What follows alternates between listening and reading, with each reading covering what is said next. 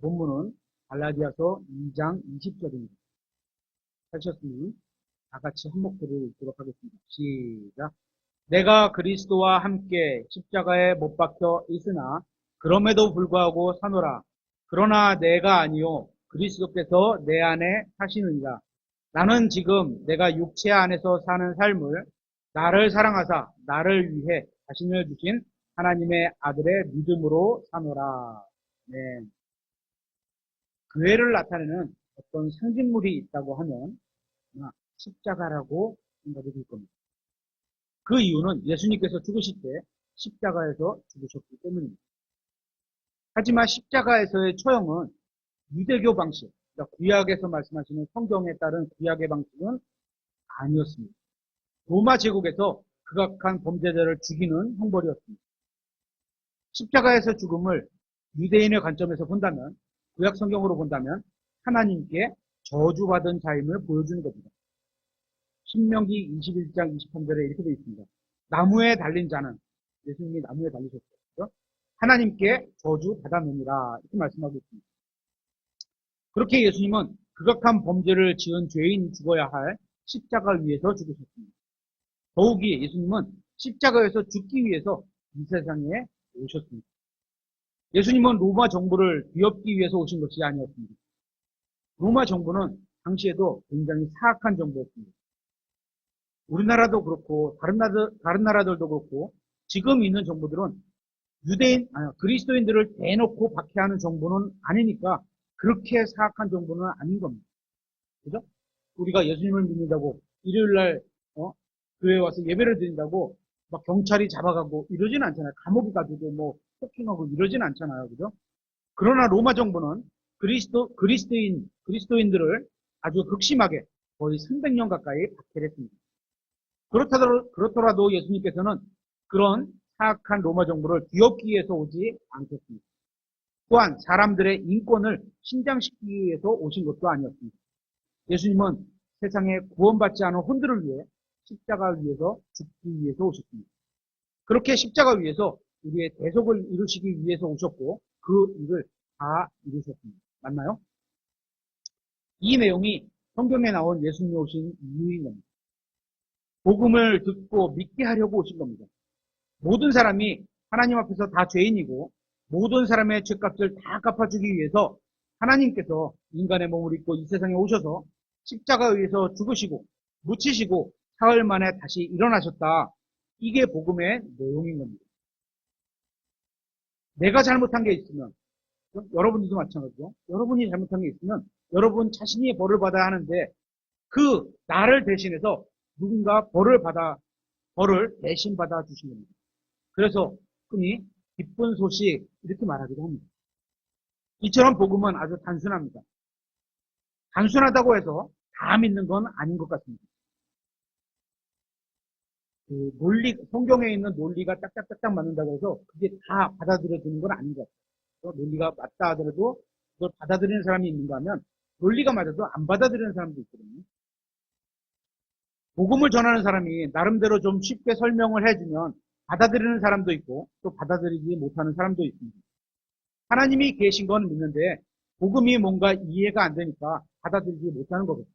그래서 나름대로 성경이 말하는 이 복음은 예수님이 누구신지 알고 그분이 해놓으신 일들이 나를 위해서 해놓으신 거라는 사실을 믿고 그분을 받아들이면 영접하면 구원받는 겁니다. 여기서 받아들였다는 것을 다른 표현을 하면 영적으로 다시 태어나는 겁니다. 다시 태어났다면 그 다음에는 성장을 해 나가야 하는 겁니다. 그렇죠? 태어났는데 자라지 않으면 뭔가가 이상이 있는 거죠. 그렇죠? 다시 태어나면 하나님의 은혜와 믿음으로 거저받게 되지만 여기 영어로 free 이렇게 되어 있죠. 공짜, 자유롭게 이런 표현으로 쓰기도 하지만 이 영적 성장은 믿음에 따른 우리의 결단, 즉 힘과 따르게 됩니다. 그죠? 하나님의 말씀에 믿었는데 하나님의 말씀이 나에게 주어졌어. 그 말씀을 내 마음에서 믿어. 그죠? 믿는 거에 따른 행위가 따른다는 거죠. 그죠?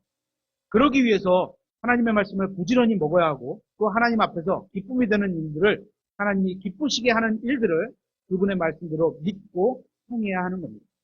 그래야 영적으로 성장할 수가 있습니다. 우리의 육신의 나이는 해가 지나면 그냥 먹지만, 그죠? 밥만 먹으면 그냥 쭉쭉쭉 가라고 시간이 지나면 나이가 1년 지날 때마다 하나씩 먹죠. 하지만 영적인 나이는 해가 지난다고 해서 그냥 먹는 게 아닙니다. 하나님의 말씀을 읽고 그 말씀을 믿음으로 행해야 영적으로 성장하게 된다는 겁니다. 만약 다시 태어남과 영적 성장을 혼합해서 가르치는 교회들이 있는데 만약에 우리 교회가 그렇게 가르친다면 이단 교리를 가르치는 겁니다. 두 개를 섞으면 안 되죠. 태어나는 건 태어나는 거고 성장하는 건 성장하는 거예요. 성경은 그렇게 말을 하니까. 만약에 태어나지도 않았는데 성장시키려고 한다거나 거듭나지도 않았는데 계속 성장에 대해서만 얘기를 해요. 그죠? 행위만 가르쳐. 그죠? 안 되는 거죠. 또 계속 태어남만 가르쳐. 태어났는데 또 태어나는 거, 또 태어나는 거, 또 태어나는 거. 이런 거 안 된다는 거죠. 그럼 이단 교리가 되는 겁니다. 지금으로부터 2000년 전에 예수님이 오신 이유는 십자가 위에서 우리의 죄값을 모두 갚아주시기 위해서 오신 겁니다. 그분은 그 일을 다 이루셨습니다. 그리고 이제 조만간 오실 때는 이 세상을 바로잡고 심판하기 위해서 오실 겁니다. 그죠? 그 예수님은 하나님이십니다. 맞죠? 한번 찾아보겠습니다. 빌립보서 2장 5절.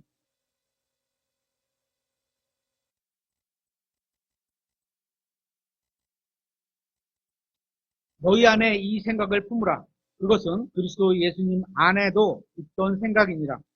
그분께서는 하나님의 형체로 계심으로 하나님과 동등함을 강탈로 여기지 아니하셨으나 여기서 하나님과 동등함을 강탈로 여기지 아니하셨다는 말을 우리나라 말로 쉽게 얘기하면 예수님이 하나님이시라는 겁니다. 계속해서 7절에 스스로 무명한 자가 되사 자기 위에 종의 형체를 취하시고 사람들의 모습이 되셨으며 여기서 사람의 모습이 되셨으면은 하나님께서 인간의 몸을 입고 오셨다는 겁니다. 또 계속해서 8절에 사람의 모양으로 나타나사 자기를 낮추시고 죽기까지 곧 십자가로 인해 죽기까지 순종하셨느니라. 하나님 아버지의 뜻에 순종하시는데 그 순종을 죽기까지 하셨다는 겁니다.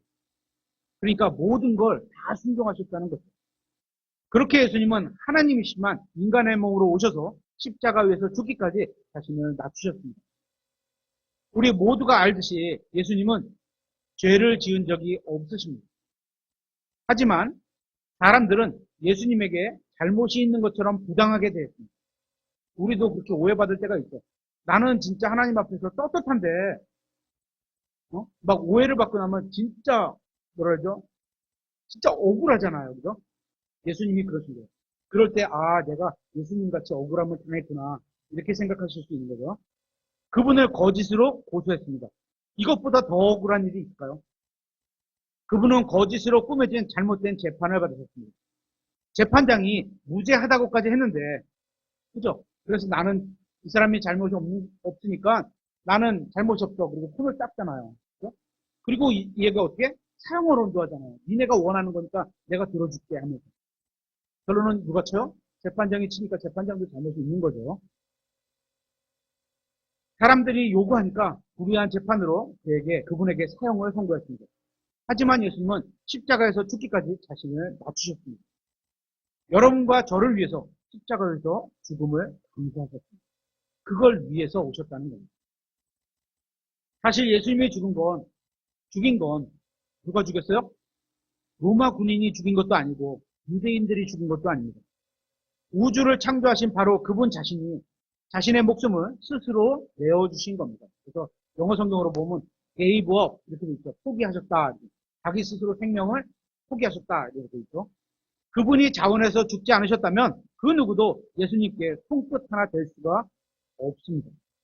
왜냐하면 예수님은 십자가에 달리셨을 때에도 여전히 자신의 군대를 불러서 모두 물리치실 수 있는 본능을 갖고 계신 하나님이셨기 때문입니다. 인간의 몸으로 오신 하나님께서는 범죄자의 죽음에 처해지도록 스스로를 내어주셔서 십자가에서 죽으신 겁니다. 이처럼 예수님이 십자가에서 죽으신 건 여러분과 저의 죄값을 대신 치르기 위해서 우리에게 영원한 생명을 주시기 위해서 자원해서 죽으신 겁니다. 하지만 예수님께서 십자가에 달리셨을 때 많은 사람들이 그분을 조롱했습니다. 마태복음 27장 한번 찾아보겠습니다. 마태복음 27장 39절.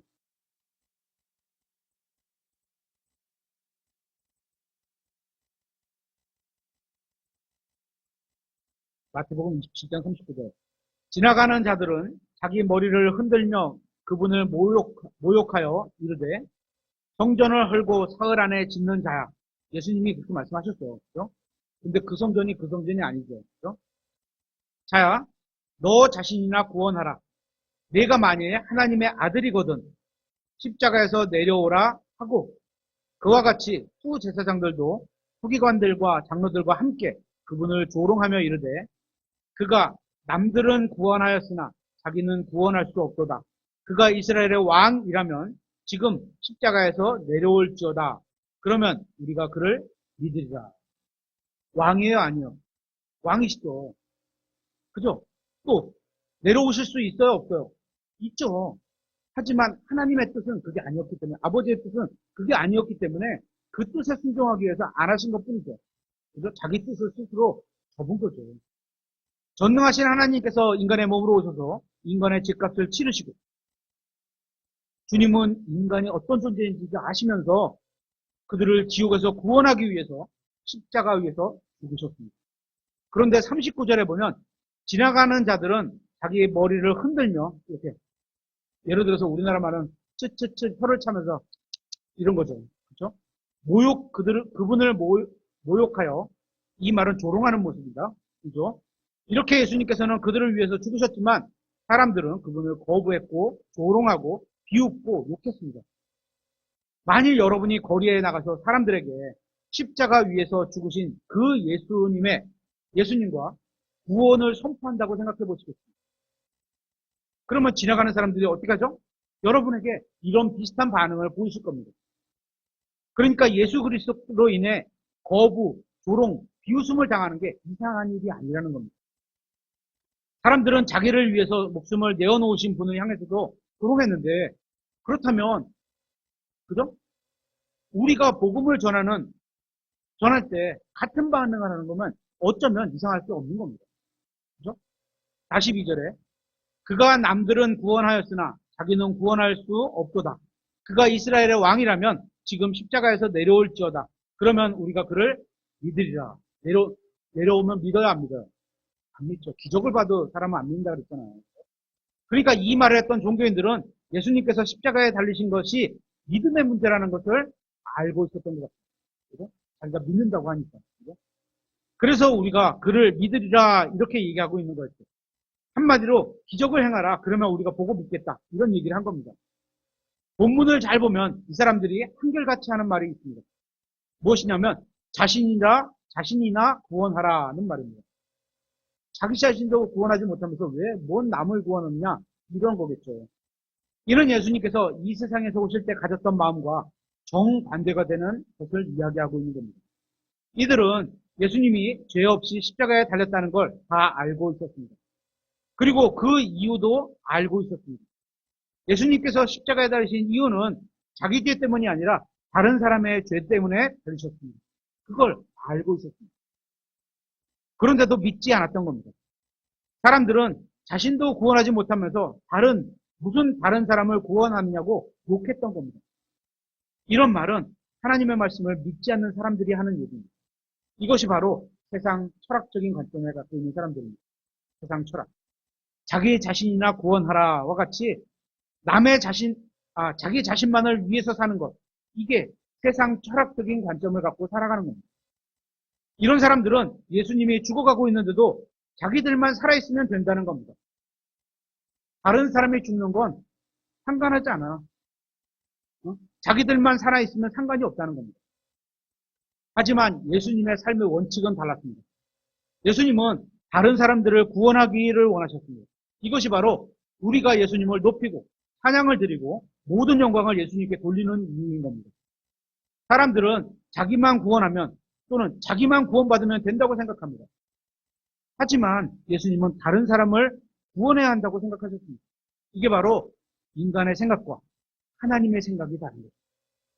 예를 들어서 우리도 내가 구원을 받았다고 쳐보세요. 근데 다른 사람이 구원받는 건 상관이 없어. 똑같은 거예요. 이거하고. 그죠? 예수님의 생각과는 완전히 다른 거죠. 사실 예수님께서는 십자가에서 내려와서 자신을 즉시 구원하실 수 있으셨습니다. 만일 그렇게 하셨다면 그분도 우리 같은 자아중심적인 마음으로 가득 찬 존재일 뿐인 겁니다. 하지만 예수님께서는 십자가에 달려서 내려오지 않으셨고 자신을 욕하고 비방하는 자들을 위해서 죽으셨습니다. 그러면서 그들을 위해 이렇게 기도하셨습니다. 누가복음 23장 34절에 그때 예수님께서 이르시되 아버지여 저들을 용서하여 주옵소서. 저들은 자기들이 하는 일을 알지 못하나이다 하시더라. 그죠? 하나님의 뜻에 반하고 있는 말과 행동을 하는데도 자기들은 모르는 거예요. 어찌 보면 율법적으로 살다 보니까 하나님에 대한 실제 하나님과의 관계가 중요한 게 아니고 그냥 문자에 얽매여 사는 거죠. 저들은 자기들이 하는 걸 모르니까 하나님 아버지께 좀 봐달라고 기도하신 겁니다. 이 기도만으로도 그분은 자신이 사랑이 넘치는 전능하신 하나님이라는 사실을 잘 보여주고 있습니다.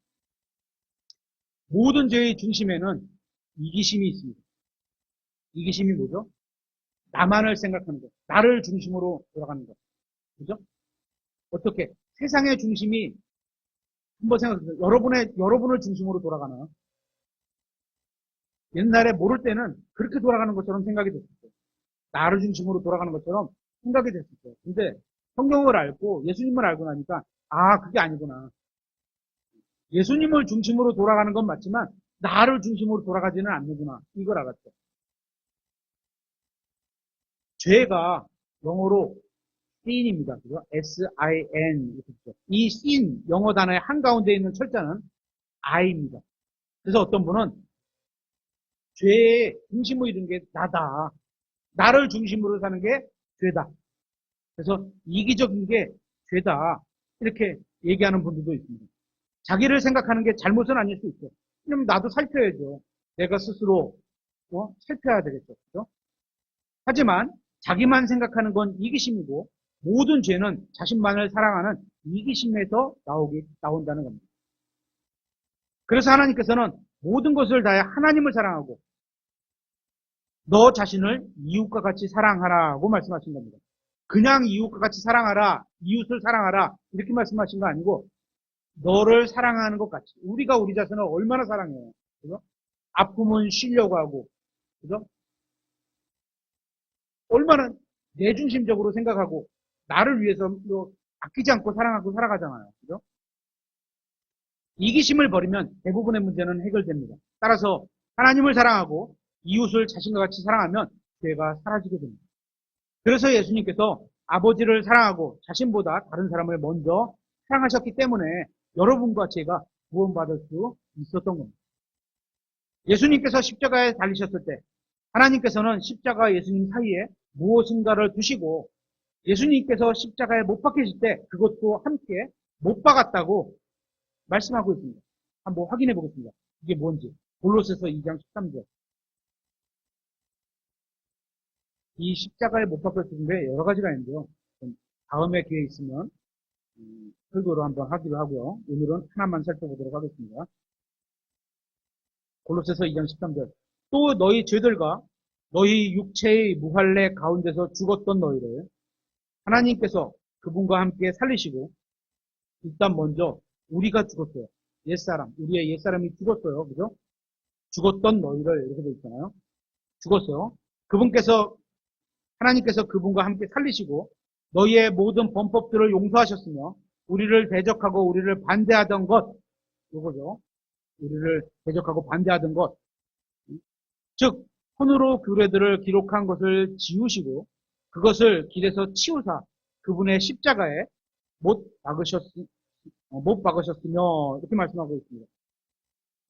십자가와 예수님 사이에 함께 못 박힌 것은 바로 우리를 반대하던 규례들, 즉 율법이었습니다. 율법이 우리를 반대하는 것입니다. 그렇게 율법을 그분의 십자가에 함께 못 박으셨습니다. 그래서 이제 십자가를 믿는 사람들은 더 이상 율법의 정죄를 받지 않고 자유로워질 수 있는 겁니다. 그죠? 우리가 구약의 율법에 얽매여서 살지 않잖아요. 그죠? 구약 성경에 보면 유대인들에게 주신 율법이 있잖아요. 대표적인 게 십계명이겠죠. 너는 내 앞에 다른 신을 두지 말라. 어떤 색인 형상도 만들지 말라. 내 아버지와 어머니를 존경하라. 안식일을 기억하고 거룩히 지키라, 도둑질하지 말라, 이런 계명들이 있잖아요. 이런 것들은 십자가와 함께 못 박으셨다는 겁니다.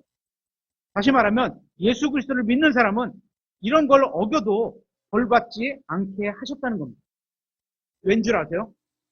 예수님께서 대신 벌을 받아주셨기 때문입니다. 하나님께서 이러한 규례들도 예수님과 함께 십자가에 못 박아버리셨습니다. 그래서 어떤 일이 일어났을까요?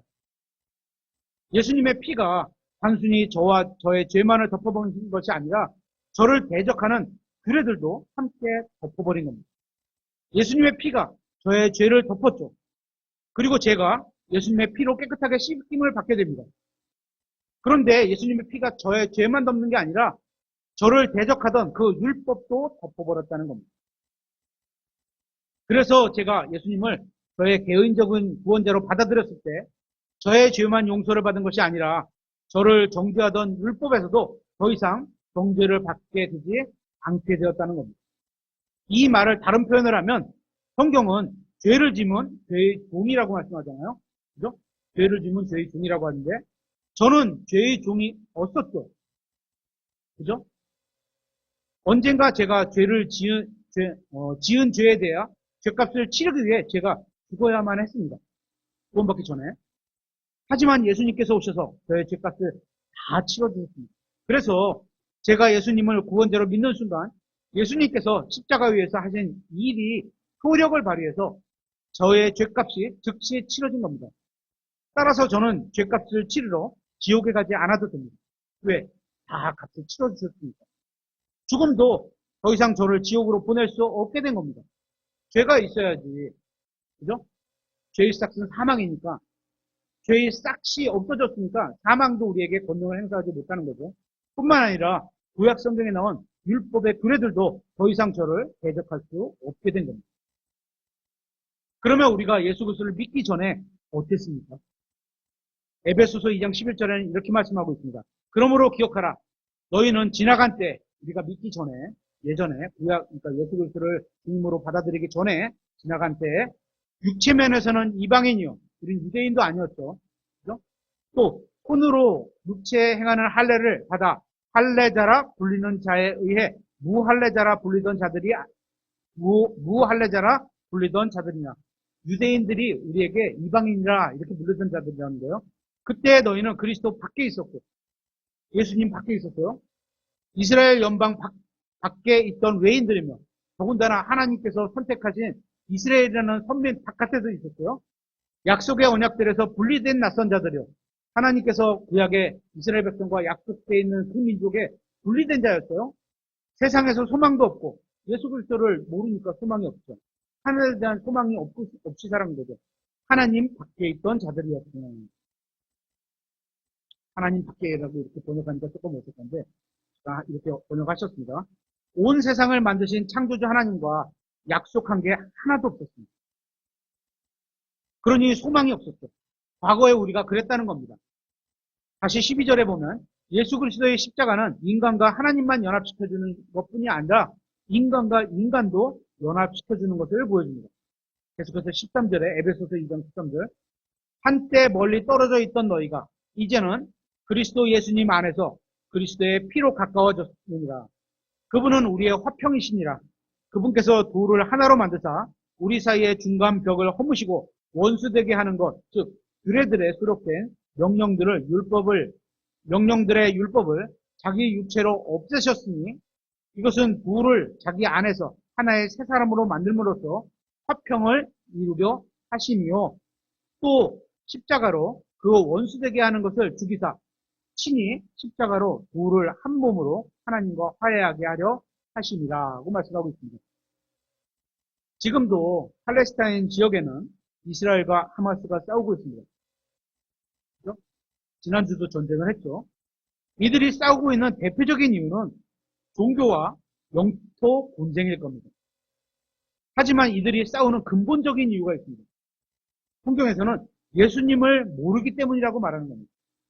왜냐하면 위에서 보니까 둘을 자기 안에서 하나의 새 사람으로 만들므로써 이렇게 되어 있잖아요. 예수님을 사랑하지 않기 때문에 싸우는 겁니다. 그래서 성경 말씀에 따르면 싸움을 멈추는 해결책은 아주 단순합니다. 그들이 하나님을 사랑하고 예수님을 사랑하면 싸움을 멈추게 된다는 겁니다.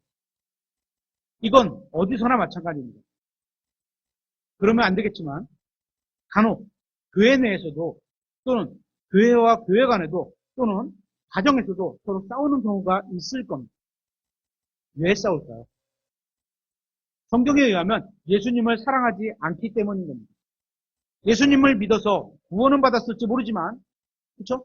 이 교회, 그러면 안 되겠지만 이 교회 목사님과 저 교회 목사님이 서로 으르렁거리고 싸운다고 생각을 해보세요. 인터넷상에서, 그죠? 온라인상에서. 예수님을 믿어서 구원받았을지는 모르지만 예수님을 사랑하지 않기 때문에 서로 싸우는 겁니다. 그죠? 지금 읽은 에베소서 2장 말씀에 보면 그런 원인이죠.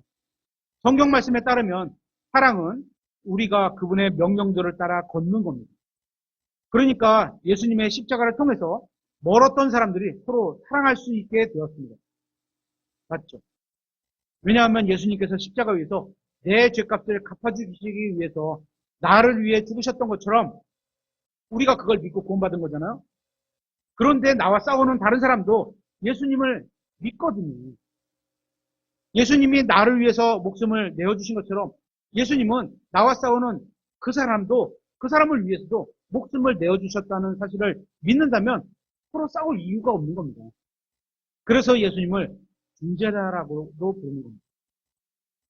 그래서 성경은 예수님을 진심으로 믿고 사랑한다면 못 받아줄 사람이 없다는 겁니다. 그렇죠? 옛날에 구약 성경에 보면 이스라엘과 이방인은 서로 뭐 취급해? 개 취급했잖아요. 서로. 그런데 예수 그리스도 안에서 하나가 되었다. 이렇게 말씀하고 있습니다. 구원받은 사람을 다 받아줄 수 있게 되는 겁니다. 그래서 하나님께서 사랑이라는 이 사실을 알기 전에는 다른 사람을 진정으로 사랑할 수 없는 겁니다. 그러면 뭐 아주 사랑할 수 없냐? 아니겠죠. 이기적인 사랑은 할 수가 있죠. 우리가 구원받기 전에 가졌던 나를 사랑해주고 나만을 위해서 사랑해주고 나를 위해서 희생해주는 예수님은 나를 위해서가 아니고 남을 위해서 사랑해주고 남을 위해서 희생해주고 이런 사랑이었는데 예수님께서는 자신을 비방하고 욕하고 조롱하고 박해하는 자들을 위해서 생명을 내어놓으실 정도로 그들을 사랑하셨습니다. 따라서 그분 안에서 거하는 사람은 누구죠? 예수님을 믿고 그분 안에 들어간 사람은 이런 표현이죠. 그분이 사랑하는 사람을 사랑하는 게 당연한 겁니다. 여러분이 자신을 예수 그리스도께 내어드린다면 주님께서는 여러분을 전혀 다른 사람으로 만들어 주실 겁니다. 이것이 다른 말로 하면 영적 성장입니다. 성경의 어려운 교리를 많이 아는 게 영적 성장이 아니라 많이 아는 거 필요하고 좋은 거죠. 그죠? 근데 그게 영적 성장이 아니라 하나님께서 보시는 것처럼 세상을 바라보고 하나님께서 보시는 것처럼 다른 사람을 바라보는 거 하나님의 마음으로 다른 사람을 바라보는 거 세상을 바라보는 거 이게 영적 성장인 겁니다. 구원받은 사람이 하나님께서 보시는 것처럼 보는 것 이게 영적으로 성장하는 겁니다. 예를 하나 들어보겠습니다. 어떤 학생이 열심히 공부해서 학교에서 100점을 맞아 1등을 합니다. 누가 할까요? 누가 할까요? 그런데 이거 좋은 거죠. 잘하는 겁니다. 열심히 공부해서 성적이 좋은 게 나쁜 거 아닙니다. 그렇게 하세요. 하지만 공부는 잘하는데 인격이 아주 나쁩니다. 다른 사람을 배려는 전혀 없고 자기만 합니다. 그죠? 이런 게 영적으로 성장하지 못한 거죠. 공부는 잘하지만 인격으로는 아직 덜 성장한 겁니다. 공부와 인격적인 성장과는 별개라는 문제입니다. 이것을 그리스도인에게 적용하자면 성경 내용은 잘하는데 그죠? 줄줄줄줄줄 무슨 얘기를 하면 줄줄줄줄 빼는데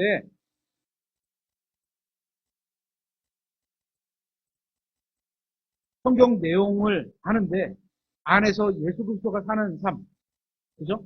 예수님이 우리 안에서 사는 삶, 또 우리가 그 사랑으로 인해서 희생해야 되는 삶, 그런 게 없는 거죠.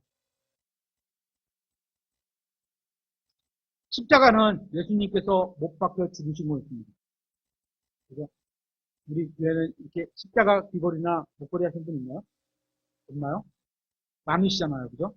그게 나쁘다고 하진 않겠어요. 어쨌거나, 본인의 신앙을 나타내는 표현이라고 저는 생각하고 싶어요. 그러나 더욱이 십자가는, 하지만 이제 한번 달리 생각해보면, 만약에 예수님께서 십자가에서 죽지 않으시고, 전기 의자에서, 이게 뭐, 감전돼서 죽으셨다. 이랬다면, 십자가 대신 전기 의자를 걸고 다니는 거라고 생각해보세요, 여기다가. 좀 이상하죠? 그죠? 더욱이 십자가는 예수님께서 자신이 아닌 다른 사람들을 위해 죽으신 것입니다. 그죠? 그러니까 그런 십자가를 달고 다니면 자신도 그런 삶을 살아가겠다 이런 고백같이 보이는 거예요. 제가 볼 때는. 그랬으면 좋겠습니다. 십자가는 예수님께서 자신을 사랑하지 않는 사람들을 사랑하셔서 그들을 위해서 죽으신 것입니다. 그렇게 예수님께서는 십자가 대속으로 사람과 하나님 사이 그리고 사람과 사람 사이에 화평을 이루게 하셨습니다. 누군가가 둘이 싸우면 그러면 안 되겠지만 제가 누군가와 싸워. 근데 제 딸인 하영이가 중재를 서갖고 잘 화평하게 지내게 만들어줘. 그게 이제 예수님이 그 중재를 쓴 사형자매 속에서 일하셔서 하나님의 화평을 이루게 만드는 그런 거겠죠. 그렇죠? 이게 십자가를 지는 삶입니다. 마태복음 10장 38절 한번 찾아보겠습니다. 마태복음 10장 38절.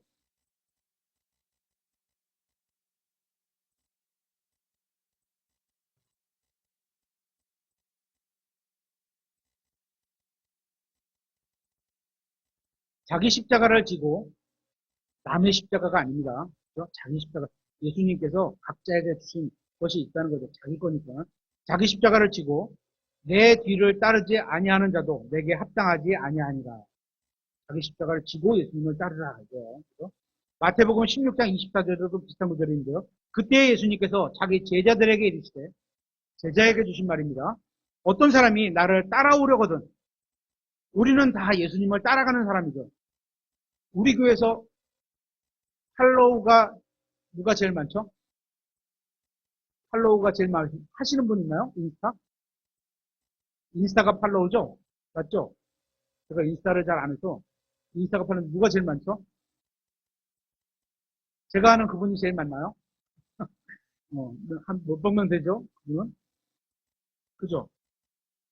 보세요. 어떤 사람이 나를 따라오려거든. 예수님을 따라가야 됩니다. 사람을 따라가는 게 아니고 자기를 부인하고 자기의 옛 경험, 자기의 생각, 자기의 뜻 이런 것을 접어두고 그리고 자기 십자가를 지고 예수님을 따라가. 말씀을 정확히 읽어보세요. 예수님께서 여러분이 스스로 십자가에 못 박히라 이렇게 말씀하신 적이 있나요? 네가 십자가에서 올라가서 죽어야 돼 이렇게 말씀하신 적이 있나요? 없어요. 여러분이 예수님처럼 산다면 다른 사람들이 여러분을 못 박으려고 할 겁니다. 다른 사람이 나를 화가 나게 하려고 하고 그죠? 막 죽어라 죽어라 이럴 겁니다. 그럴 때 예수님처럼 산다는 것 그런 상황이 겪어지게 되면 여러분이 예수님처럼 산다는 건 다른 사람을 위해서 그 십자가에서 내려오지 않고 죽는 겁니다. 우리가 이 죽는 게 육신이 죽으라는 얘기 아닙니다. 그죠? 막 진짜 피 흘렸고 죽으라 이런 얘기가 아니죠. 그죠? 죽으면 죄와 세상과 자아에 대해서 반응이 없잖아요. 그런 죽음을 말하는 거죠. 예수님께서는 여러분 자신이 아닌 다른 사람을 위해서 살아야 하고 여러분을 사랑하지 않는 사람들도 사랑해야 한다고 말씀하시는 겁니다. 그렇게 십자가에서 죽으시러 가셨고 그 길을 따르라는 거예요. 십자가를 지고 주님을 따른다는 것은 주님을 위해서 사는 것을 의미합니다. 주님을 위해서 죽는 것도 어렵지만 죽는 게 얼마나 어려워요. 그죠? 예를 들어서 그냥 그 조선시대 보면 사약이 내려오잖아. 너 진짜 예수님을 네가 예수님을 부인하고 네가 예수님을 부인하고 이 십자가를 밟고 예를 들어서 성경을 밟고 여기 밟은다면 너 여기서 감옥에서 풀어줄래? 아니면 이 사약을 받고 죽을래? 옛날에는 그런 영화들이 있었죠. 지금은 어떤지 모르겠어요. 그럴 때 여러분은 어떤 걸 선택할까요? 근데 만약에 거기서 사약 받고 죽어. 그죠? 한 번에 끝나. 죽는 건 어렵지만 사는 것보다 좀 나을 수 있어요. 사는 건 더 힘들어요. 저거는. 예수님처럼 사는 것은. 근데 예수님을 위해서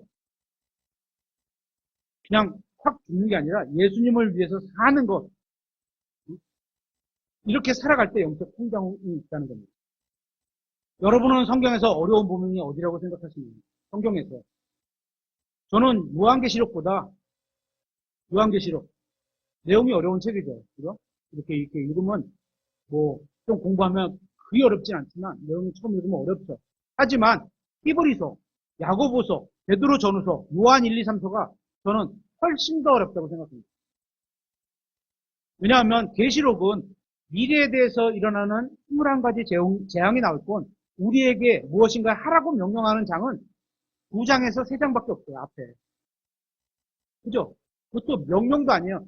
에베소 교회를 들어서 교훈으로 주시면서 우리가 그런 삶을 살지 않도록 권면하면서 인도해 가시죠. 그죠?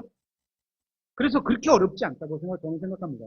하지만 일반 서신서에는 우리가 그리스도인으로 무엇을 해야 하는지, 하면서 살아가야 하는지 자세하게 말씀하고 있습니다. 그래서 저는 훨씬 더 어렵다고 생각합니다. 예수님을 따르는 게 무엇인지 누가복음 14장에 비유로 말씀하고 있습니다. 한번 찾아보겠습니다. 누가복음 14장 18절.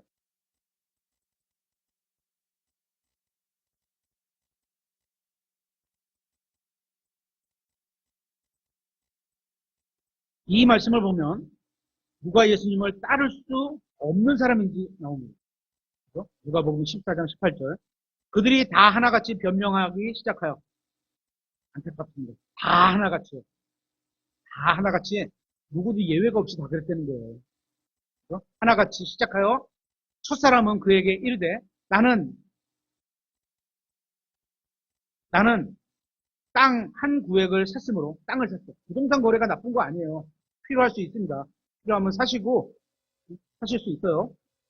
반드시 샀으므로 원인이 이제 이유되는 게 그거죠. 부동산을 샀는데 반드시 가서 그것을 보아야 하니 원하건대 내 사정을 양해하라. 사모님은 부동산 공부를 해보셨죠? 땅을 살 때 보고서 사시나요? 안 보고서 사시나요? 아파트를 살 때 보고 가서 사나요? 안 보고서 사나요? 그럼 보고 살 것 같아요. 저도 잠깐 부동산을 해봤지만 안 보고서 뭐 거래한 적 단 한 번도 없어요.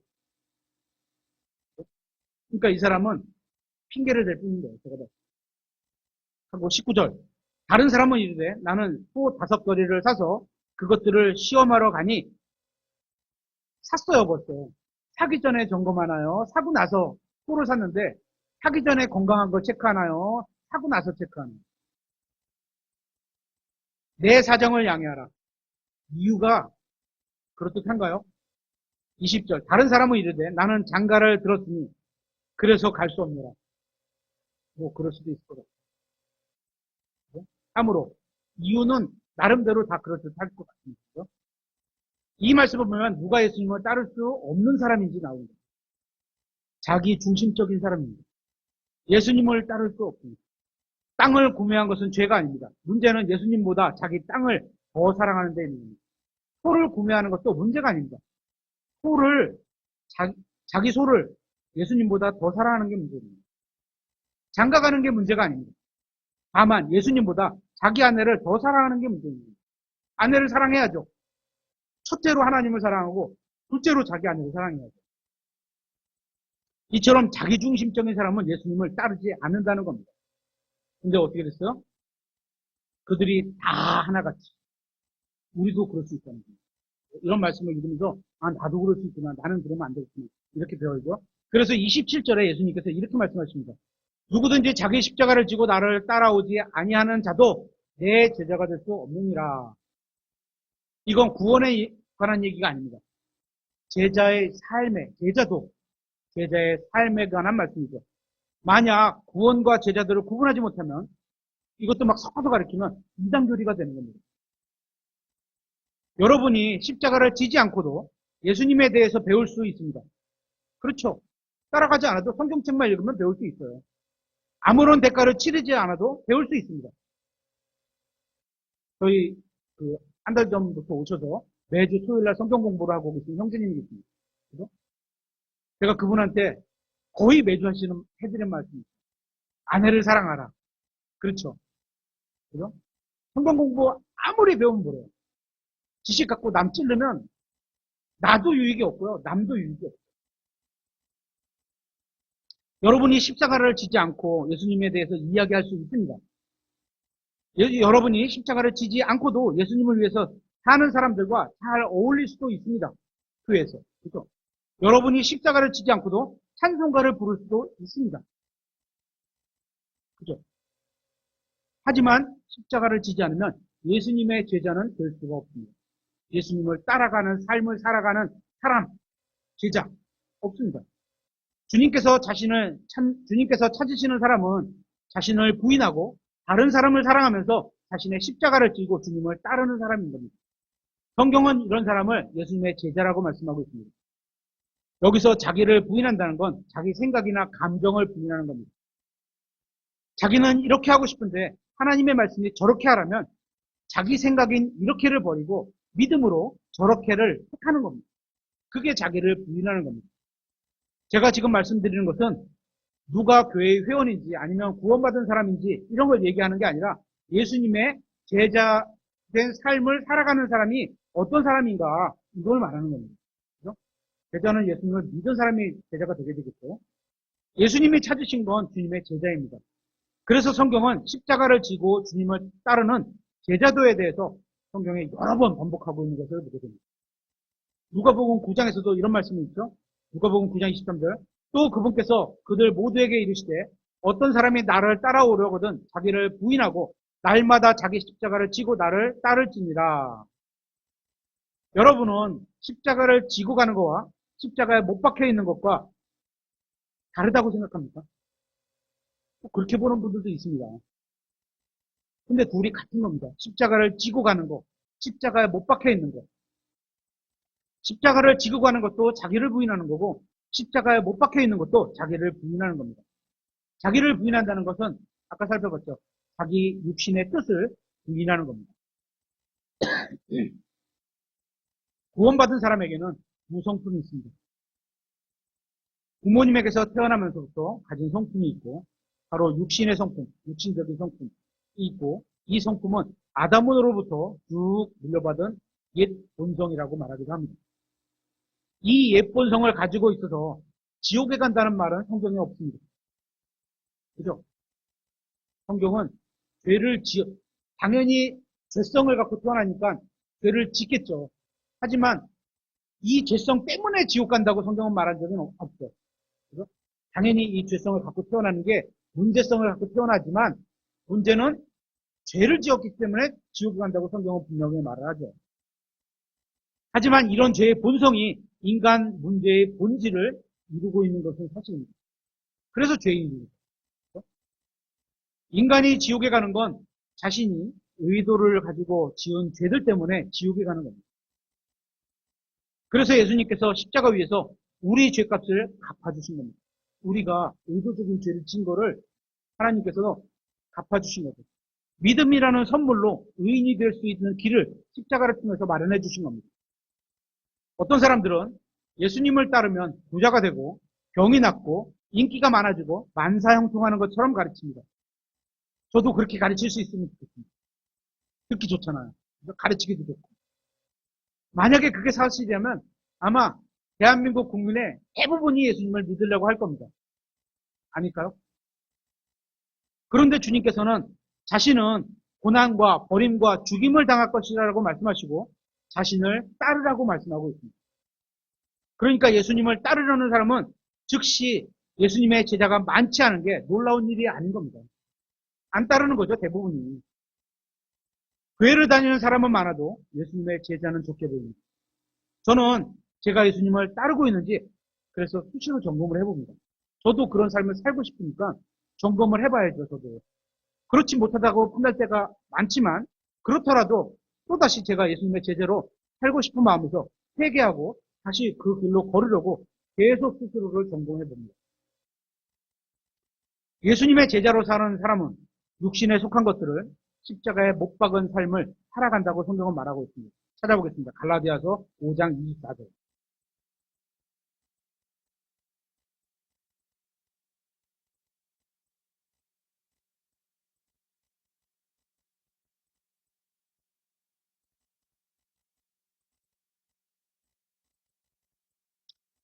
여기 보면 또 십자가에 못 박힌 게 또 나오죠. 아까 우리를 억누른 규례들, 율법이 십자가에 함께 못 박혔다고, 예수님과 함께 못 박혔다고 말씀하셨고, 또 십자가에 못 박힌 게 또 나오죠. 5장 24절. 그리스도께 속한 자들은, 그리스도 안에 속한 자들은 애착들과 정욕들과 함께 육신을, 애착과 정욕은 세상을 따라가는 육신적인 삶을 말하는 거죠. 그런 것들과 함께 육신을 어디에? 십자가에 못 박혔다. 언제? 내가 예수님을 믿었을 때. 그때 같이 이런 것들이 죽었다는 거예요. 세상 것들에 대한 애착, 그 중에도 육신적인 정욕은 우리가 예수님을 믿을 때 그때 우리의 옛사람도 함께 십자가에 못 박았습니다. 그러니까 우리의 가정이 망가지는 이유는 우리가 여전히 육신적이기 때문인 겁니다. 교회가 망가지고 갈라지는 것도 성도들이 자신을 성령님께 내어드리지 않고 자신의 이익과 자신의 육신적인 생각을 내세우기 때문인 겁니다. 여기서 말하는 이익은 금전적인 이익도 포함되고 자신의 감정적인 이익, 마음에서 생기는 어떤 우월감, 그런 감정적으로 좀 어떤 이득을 보려고 하는 마음, 이것도 포함된다고 봅니다. 누가 여러분에게 뭐라고 하면 그냥 참습니다. 그죠? 그게 대수냐고 생각하고 그냥 넘어가면 여러분은 여러분의 감정을 희생한 겁니다. 그렇죠? 근데 희생하지 않으면 어떻게 돼요? 반응을 해서 싸우게 되죠. 막 우글우글 끓고, 그죠? 예수님이 십자가에서 비방을 당하고 욕하고 조롱당하셨으면, 예를 들어서 형제님이 직장에서 손님으로부터 비방을 당하고 욕먹고 조롱을 당하셨어요. 나는 손님을 바르게 응대하고 바른 음식으로 바르게 친절하게 됐는데 그 사람은 괜히 나한테 나는 잘못한 것도 없는데 어떻게요? 비방하고 욕먹고 조롱을 당해요. 그러면 딱 내가 그럴 때 그런 거죠. 예수님도 이런 마음으로 이렇게 비방을 당하셨나 보다. 맞대어 욕하지 않으셨던 것처럼 그렇게 자신의 감정에 불이익을 당하지 않으려고 하는 게 육신적인 거고, 그 감정을 내가 감정에 불이익을 당해도 하나님의 뜻대로 살아가는 거, 예수님처럼 살아가려고 하는 게 그게 우리가 가야 될 길이죠. 그렇게 살아갈 때 교회가 하나가 되고 가정이 하나 될 수 있는 겁니다. 그렇지 않다면 교회도 갈라지고 가정도 갈라지게 되는 거죠. 이 세상에 속한 것들에서 조금 손해가 가면 어떻습니까? 맞대어 욕하지 않는 겁니다. 우리가 예수님을 믿을 때 이 세상의 애착들에 반응하는 나의 옛사람이 십자가에 함께 못 박혀 죽어 있는데 세상적인 애착들이나 비방 이런 것들이 뭐 그리 될 수 있습니까? 욕먹으면 좀 어떻습니까? 또한 하나님께서 다 보고 계시잖아요. 내가 의로 인해서 핍박, 고난, 비방 하나님이 보고 계시는데 좀 어떻습니까? 하나님이 하시는 말씀은 그리스도로 인해 손해를 당하는 게 낫다라는 겁니다. 우리를 위해서 예수님께서 그렇게 해주셨던 것처럼 우리도 다른 사람을 위해서 그 길을 따라오라는 겁니다. 하나님께서 모든 것을 보고 계시고 모든 것을 주관하고 계시니까 우리를 미워하는 자들을 위해서 그렇게 하면 주님의 제자가 될 수 있다고 말씀하시는 겁니다. 이게 십자가에 못 박힌 거고 이게 십자가를 지고 주님을 따르는 겁니다. 또 이게 오늘날 우리에게 필요한 십자가인 겁니다. 나는 구원받았으니까 이제는 더 이상 십자가가 필요 없어요. 이렇게 생각하는 사람들이 있습니다. 과연 그럴까요? 오늘 본문을 한번 다시 찾아보겠습니다. 갈라디아서 2장 20절.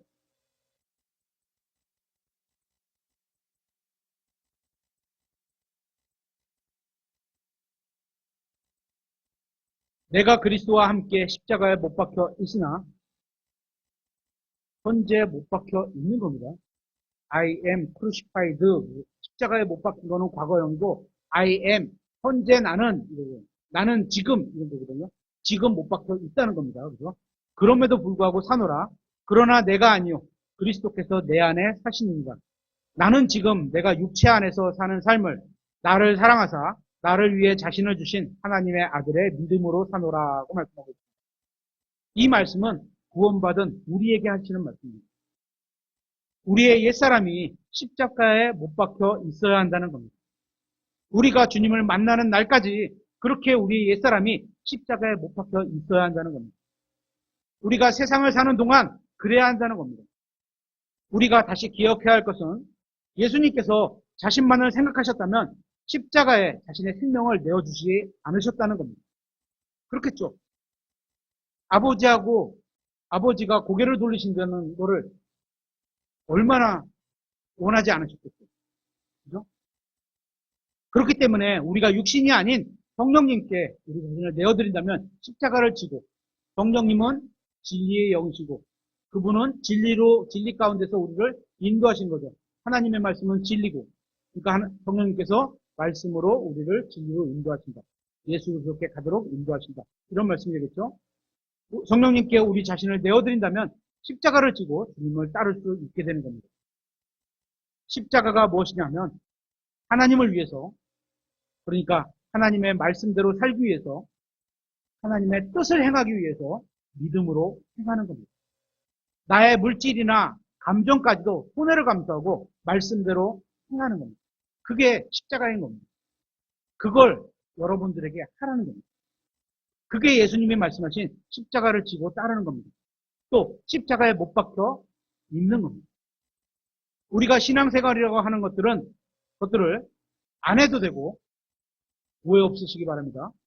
우리가 신앙생활이라고 하는 것들을 안 해도 되고 의무감으로 하지 않아도 되지만, 그죠? 하나님과 예수님이 우리에게 보여주신 사랑으로 인해서, 우리가 예수님을 향한 사랑으로 인해서 하나님이 우리를 먼저 사랑하셨고, 그 사랑을 예수님이 먼저 보여주셨고, 그 사랑으로 인해서 우리가 예수님을 향한 사랑으로 인해서 내가 손해를 감수하겠다는 겁니다. 그게 십자가를 지는 것이고 내 안에 그리스도께서 하시는 삶인 겁니다. 예수님께서 달리신 십자가는 의무감에서 하신 게 아니었습니다. 아버지를 사랑해서 사랑하는 신부를 얻기 위해서, 그죠? 십자가에 달려 죽으시지 않으셔도 되셨습니다. 그래도 십자가에 죽지 않으셔도 하나님이셨어요. 그죠? 그러나 예수님은 우리를 사랑하셔서 자신의 손해를 감수하시고 십자가에 달려서 자원해서 죽으신 겁니다. 하나님께서 우리에게 요구하시는 게 바로 이겁니다. 여러분, 하나님의 일이라고 하는 것들을 안 하셔도 됩니다. 헌금도 안 하셔도 됩니다. 헌금을 안 한다고 해서 여러분이 지옥 가지는 않습니다. 심지어 교회 안 나와도 됩니다. 오해 없으시기 바랍니다. 성경을 안 읽어도 됩니다. 그런 거 다 안 해도 여러분이 구원받았다면 하늘나라에 가십니다. 성경이 약속하셨습니다. 하지만 그랬다가는 하나님이 원하시는 삶을 전혀 살 수 없는 겁니다. 예수님의 제자가 될 수 없다는 겁니다. 여러분에게 마음이 없다면 안 해도 되는데, 하나님을 사랑하고 예수님을 사랑한다면 여러분이 스스로 감정을 희생해서 주님을 섬기게 될 거라고 성경은 말하고 있습니다. 자기 시간도 희생하고 자기 재물도 희생하는 겁니다.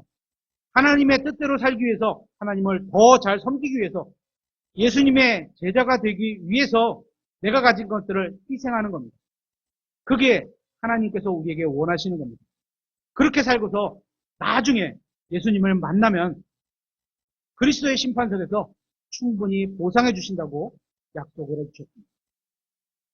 우리가 이 세상에서 아무리 많은 돈을 벌고 큰 성공을 거두다 해도 하나님의 뜻대로 살지 않았던 인생은 완전히 망가진 인생으로 평가받게 될 겁니다. 하지만 우리가 인생을 의미 있게 살려면 주님께서 우리 안에 사셔서, 그죠? 중요한 겁니다. 주님께서 우리 안에서 사시는 삶, 주님께서 일해 주셔서, 주님께서 우리 안에서 믿음으로 일하셔서, 이것도 중요한 겁니다. 그런 삶이 우리가 좋게 평가를 받게 되는 겁니다. 그러면 우리의 인생이 십자가를 지고 날마다 주님을 따르는 인생이 되어질 겁니다. 그런 복된 인생을 사시길 부탁드리겠습니다.